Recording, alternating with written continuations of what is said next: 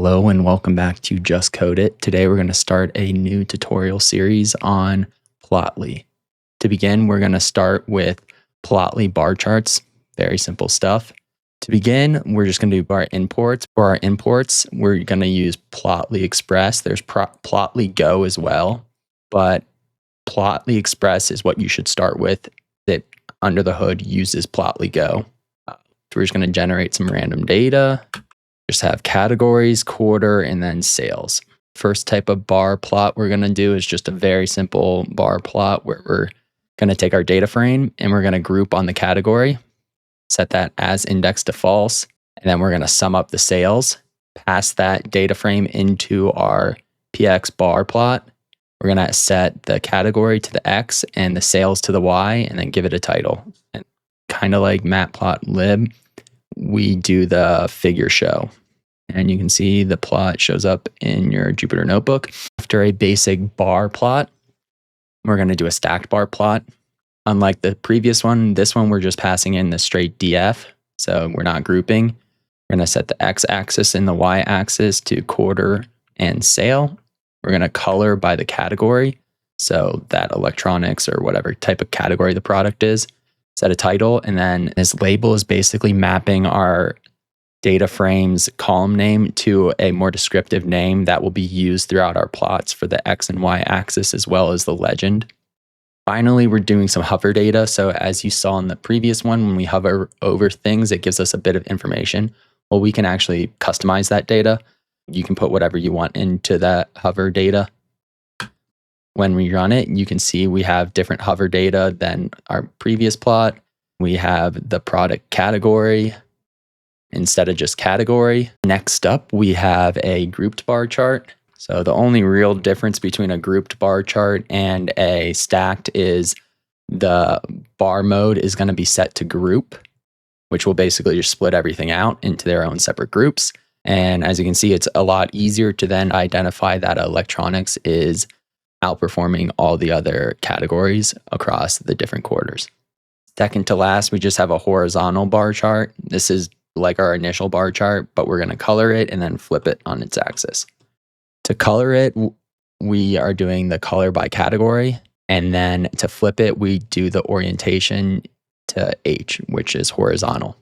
Everything else is about the same. And we're again grouping by the category and passing that grouped by data into our bar chart instead of passing just the data frame.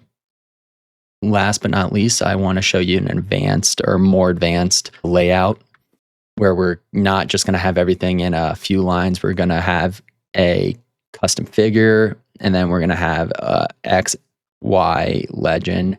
We're going to define each of these within our update layout.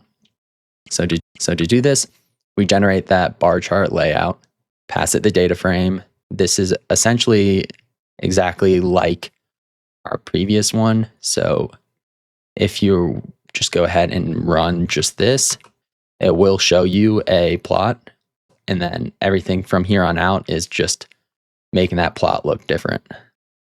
The way you use update layout is it has these subcategories: title, X-axis, Y-axis, and legend, and they take in a dictionary where you then are able to map CSS basically into those X-axis, Y-axis. It's easier just to walk through. So title, you can see the text.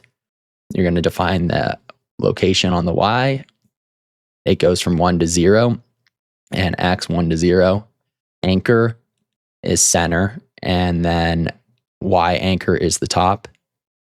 To show you what would happen if we set this to 1 though, it will kind of bleed off the page. So you typically want to, for a title, do 0.09 or 0.95, depending on how big your text is. The X-axis, we're going to set our font sizes as different. That's the only real difference. I never really use that though. Y-axis, we're just going to set the title. Legend, we're going to set the title. And then for the positioning, we're going to do the top right corner because we're doing X to the far right, Y to the very top. And we're going to anchor that on the left and top. This X anchor element is a good place to show how these anchors work. So we're anchoring on the left, which means we're anchoring the element we're grabbing that left-hand side of it, and that's going to be where this point 1 and x1 and y1 are going to go from. So because it's anchored on the left, it's going to push the plot out a bit. That's why it will not overlap with any of the plot. But if we switch this to the right, you can see here, and now it's going to overlap with the plot. Then if we throw this to 0, we can send it over there. If we do bottom, you can put it in the top right corner like that. That is it for bar plots in Plotly. Up next, we have line charts. If you have any questions, please comment down below. And I hope you enjoyed today's video, and I'll see you next time.